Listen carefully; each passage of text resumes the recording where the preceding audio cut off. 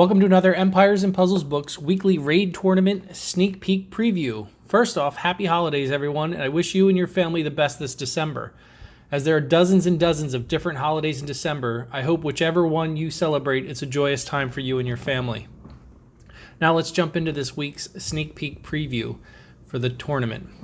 Each week on either Friday or Saturday, I share the details of the upcoming raid tournament that will appear in our game on Sunday. I'll also discuss the details on the team and strategy that I'll use for my tournament defense. I'm able to do this as I've been logging the details of the tournament since they've started, and we're on our third cycle of these events. That said, there's no guarantee these events will not change, but as long as they stay in the recorded order, these videos will be accurate each week. So if you're interested in knowing each week which tournament's coming, please subscribe to the channel. Now let's get into this week's tournament. We will be facing a 5-star bloody battle with all heroes. That's right, any hero in the game can be used this week. As this event is a bloody battle tournament, that means there's no healing or resurrecting. This includes any hero that adds health or regenerates HP. They'll not be able to do that for this tournament. This event, after all, is bloody. Now there is one small trick around the no healing, and that is using what I call cheater healers. What is a cheater healer? That is a hero that summons minions. Minions are basically a meat shield that can absorb damage which protects our heroes. Since minions can typically be summoned over and over again, it's like adding a level of healing. That said, this might be a good time to consider using heroes that summon minions but are not mainly a healer on their own. For example, Seashat might be great because she summons a minion, but she also delivers some solid damage. On the other hand, Delilah might not be a great choice. Sure, she summons a minion, but her main role is a healer, which is useless in this event. Let's look at some heroes that summon minions but are not healers on their own accord. These might be worth considering for this event. So with fire heroes, we have Santa Claus, who summons minions, although I would probably avoid him this event just because he's slow. On the positive side, he's very rotund. He has a lot of health and defense, so he can actually take a lot of hits. I would probably still avoid him just because he's slow. Nor, a lot of people give Nor a bad rap, but I've seen some incredible videos of Nor recently. The minions she summon have 25% health and 25% attack from their caster, so they are no joke. It's 25% healing for each sparrow that gets pulled up, which is enormous. What's also nice about her minions is they remove the enemy's minions before they fire and do damage. So it removes that meat shield and then hits them. So I've seen some interesting things with Nor. I'm getting sold more and more in her recently. Queen of Hearts is always excellent because she summons a minion that provides taunt. And we'll get to that a little bit later, but that's also a nice ability to have in a bloody battle. Now I'm showing the main card of Catelyn here. She theoretically could summon a minion because she's druid, but that is not what I'm focused on here. I don't have Catelyn's costume, but her costume summons minions and provides dodge, which is also important in a bloody battle. So we'll get to that a little later. I just don't have the costume to show you here. And in my opinion, the worst hero of the month that was ever offered, Teloria. She is always a viable option, especially as tank when all heroes available. And she obviously summons minions and resists minion removal. So if you have Teloria, which I know many people do, you might want to consider her for this week's event. Looking at the dark heroes, Freya is definitely a tough character who summons minions, and she gives a huge 120% attack boost to any minions owned by anyone else. So very viable option if you have Freya. Seashat, I already mentioned, she's a strong sniper, summons a minion. Thoth Amon, I've had him a long time and haven't really fed him much, never been super impressed or had a desire to level him. But if he is one of your options, he does summons a minion with 20% health. It might even be more than that because I'm only at 2 of 8 on the special. So he might actually have a fatter minion that he calls up. So that might be worthwhile to look at. And then Ice Heroes, Glenda, recent past hero of the month. And Krampus is an amazing tank or flank. I'll probably be using him in this event. At least that's where I'm leaning at this point. But they both summons minions. Krampus, like Queen of Hearts, also gets taunt. Unlike Queen of Hearts, he does not lose the taunt just if the minion's killed. And he also summons a minion for the entire team. and does all the other wonderful things that Krampus do with increasing defense and increasing attack. So I'm sold on Krampus. I think he'll be on my team this week. We'll see. If you're looking for a holy hero this week that summons minions, Inari is really going to be your only option. I obviously showed her no love here just because I've not been a huge fan of the dodge special. We'll be talking about that in a little bit. That is helpful for this event. So between the minions and the dodging, Inari might be a good option for you. The only other holy 5-star that summons minions at this point in the game is Delilah. But since she's a healer, as I mentioned earlier, I would not be considering her for this event. I just went through the heroes that summon minions by elements. I overlooked 2 because I don't have them. For fire, Red Hood might be an option, and for darks, Bara from Season 3 Valhalla might also be good minion heroes. Specials that are worth serious consideration for a bloody battle are the ones that prevent us from taking any damage on in the first place. After all, if we don't get hit, we don't need any healing or resurrecting.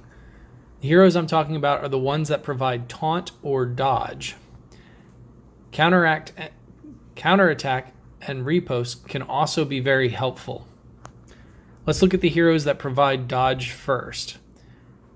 Those are Inari, Costume Catalan, shown here as regular Catalan, Jade, the ninja hero, and I can't believe I'm suggesting this, but Margaret. She's very fast, which is good for bloody battle, and she does have the all-important dodge at this point. So all 4 of these are worth considering for this week. We can also get dodge with any of the 16 5-star rogue heroes, as they provide dodge as a possibility if they have some level of emblems on them.